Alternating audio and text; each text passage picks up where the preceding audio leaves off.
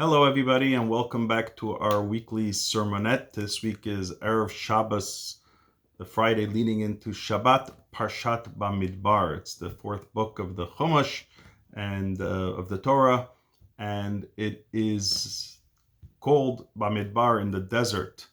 One of the big things in the desert was that when the Jewish people trusted in God, things went well. When their trust sort of waned, they weren't 100% sure that things were going to work out and they can trust in God. That's when things sort of went south and went a little sour. In the last couple of weeks, we've been talking about changing our bias to positivity and so on, and looking at things always with a good eye and always looking at things very, very positive. I'd like to pose the question for today: does positive thinking really help? Does it really help?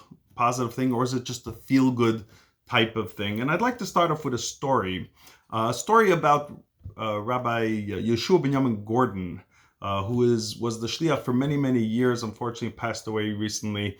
He was the shliach of the Rebbe in the Valley, California.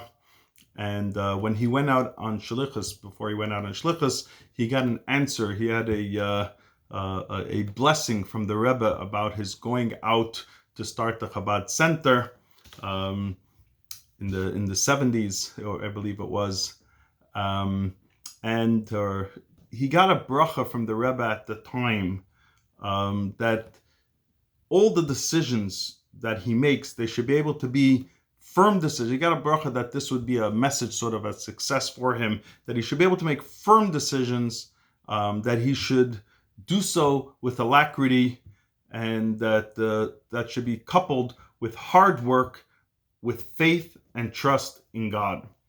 And he's shared that really became the mantra for everything he did and for the huge success that he had. And that was that he realized that every single morning when he wakes up, you got to work hard. You got to pound the pavement. And not just work hard, but you have to do so with alacrity, with what we call in Hebrew with chayas, with excitement, with liveliness and zest. And you also have to put your trust in God that you will succeed. And that was sort of his mantra all along and through ups and downs. And he says that he once came to a very, very difficult situation in his life, personal situation. Things got really, really bleak. His wife sat down and wrote a 10-page letter to the Lubavitcher Rebbe about their situation, and things were really, really bad at that time. And the Rebbe gave him an answer immediately after he received his letter. And the Rebbe, part of that answer was, and I'd like to read it to you, the Rebbe wrote, "Time and again in your holy work as shluchim, emissaries of the Rebbe, you have imagined that the situation you find yourself in is the end of the world. But then you saw how the situation flipped over and became visible and revealed good." Rebbe then went on to continue. He says, "You must, in all cases, follow the command of the Tzemach Tzedek." Tzemach Tzedek was the third Chabad Rebbe, which is, what's the command? The command was to think optimistically and things will turn out well. And he described how the Rebbe's prompt response was very, very illuminating, and that this answer was a teaching that he tried to remember every single day of his life, that as bad as things look, they looked bad last time too, but everything seemed to turn out fine. Now, this idea, really happens in our lives as well. In our lives as well, we come to situations that we look like we're at the end of the road. Like, this situation is something really, really bad.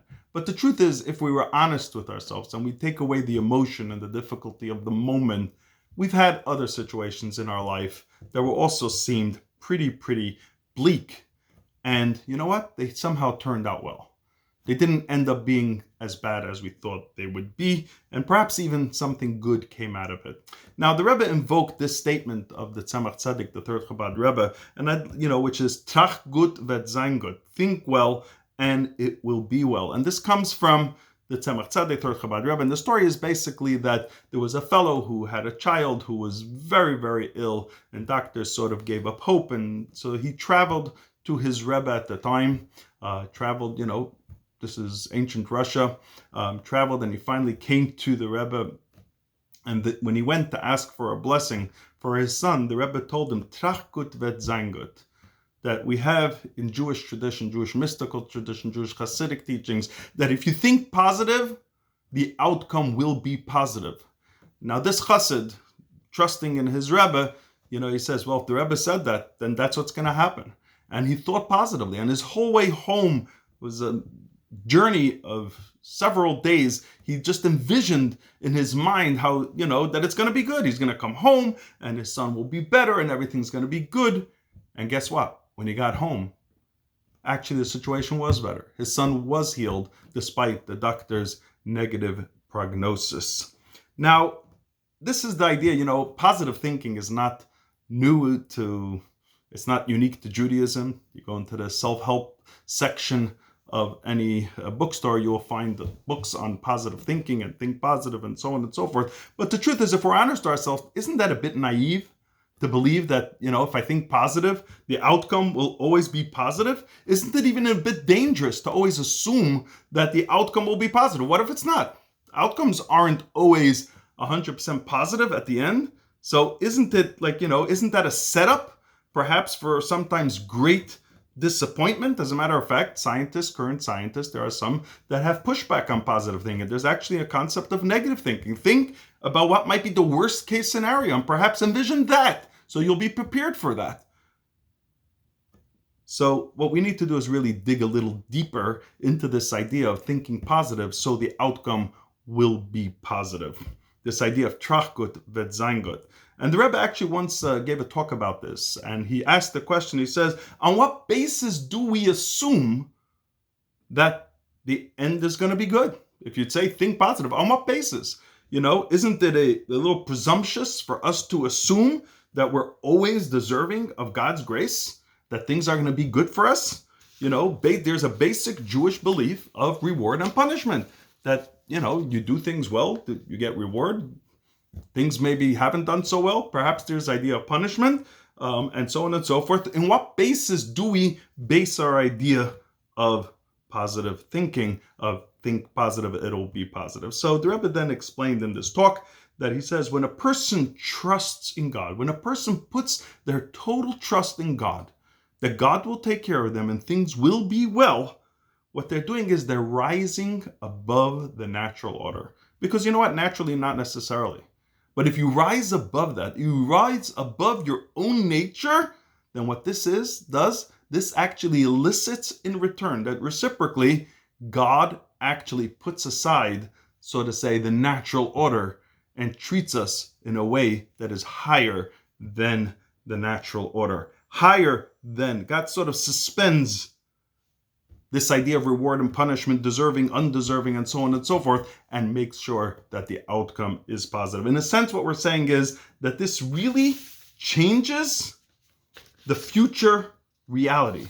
This changes. In simple words, we could say this, that positive thinking doesn't just help us manage or react to our reality, it literally helps shape and create our reality. And I just want to share one more quick story about there's a story once also in the earlier years of the Rebbe's leadership where this fellow who was studying at the yeshiva at the time from Israel, it was actually 1957, and he received a letter from Israel that his father was gravely ill and that things didn't look good. So by the time he got the letter, it's now many days later, he assumed, who knows, he didn't even know if his father was alive.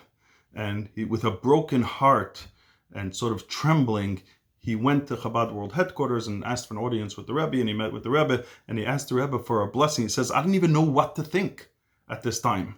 And the Rebbe said to him again, evoke, trach gut vet sein gut. What to think positive, and the outcome will be positive. And he said, the Rebbe sort of said it was sort of a surprise at him that he didn't, that he was having these negative thoughts. And he Rebbe, sort of empowered him or encouraged him to have this way of thinking. Long story short, this was actually on a Thursday, late afternoon, Thursday evening, and he really built up the courage to start thinking positive, that the Rebbe told him think positive will be good. Anyways, lo and behold, the beginning of the next week, he finally made a call to Israel. It wasn't like today.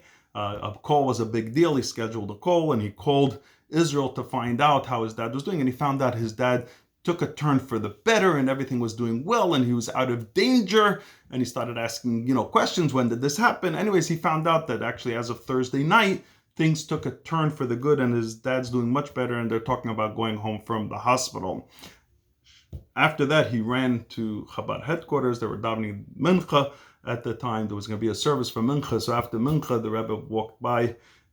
He was standing there and the Rebbe turned to him and he says, "So do you have any good news for me?" He goes, "Yes, actually, Rebbe, I just spoke to home and they told me my father's situation turned around."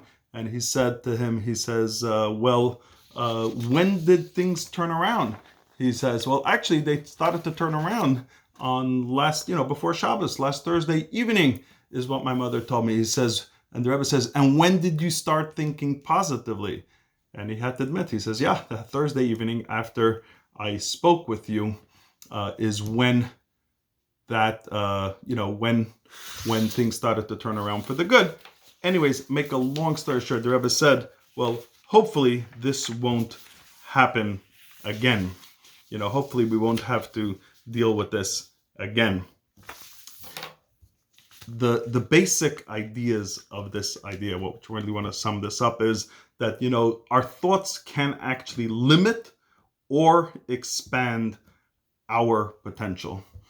Just a final story. Somebody once came to the Rebbe. They were supposed to have a medical procedure, a surgery. And so before it came to the date for this important surgery, they actually visited with the Rebbe and they asked the Rebbe for a blessing that the surgery shall be successful. And the Rebbe turned around and he said to him, "If you're already asking for a blessing, why don't you ask for a blessing that you shouldn't have to have the surgery?" So he immediately went, he says, "Okay, Rebbe, yeah, blessing that we shouldn't have to have the surgery." And the Rebbe told him, he says, "Well, it's a little too late." He says, the Rebbe told him, he says, "I can only work with the faith that you walked into this room with. And now it's a bit too late. I can only, if you would have that strong faith." In other words, what we have to realize is that God could do anything. And we shouldn't limit what we ask for God. What the Rebbe was saying is, I can only work with the level of faith that you have in God and not with the level of faith that I have in God. And, so it's, with the idea that when we come and ask a blessing that the surgery should be successful, that was predicated on a certain limitation of faith, wherein the medical view created and dictated the parameters of what would be the vessel of the blessing that the person sought. So bottom line, to really sum it up, is that we have to change our way of thinking. Why limit God to the parameters of what scientists and doctors and the medical expertise and things of that are saying? Sure, we have to make a vessel for the blessing, and that's why we have to go to the best doctor in the world, whatever it is, and follow their advice. But we also have to know that we have to create a true trust in God. So really, to sum it up, to say from a psychological and practical point of view, just having positive thinking that everything's going to work out well for me, that's true. That might be a setup for disappointment. Or maybe, it's just a naive way or a touchy-feely good type of thing, that I do to psych myself to react to negative news that I hear. However, from a spiritual perspective, the truth is that it's totally the opposite. Whatever we know, whether we know it or we don't know it, our reality is actually shaped, molded, limited, or expanded in relation to our level of faith and the positivity of our thoughts. So let us hope that we can actually all reach ourselves to that level. I work on it every day. You got to work hard. You got to make a vessel for God's blessing. You got to do so with true life. God gives us life. It's the greatest blessing. But we also have to have trust in God, that things will work out, that this world is being controlled by God, and God knows everything and micromanages every detail in our lives.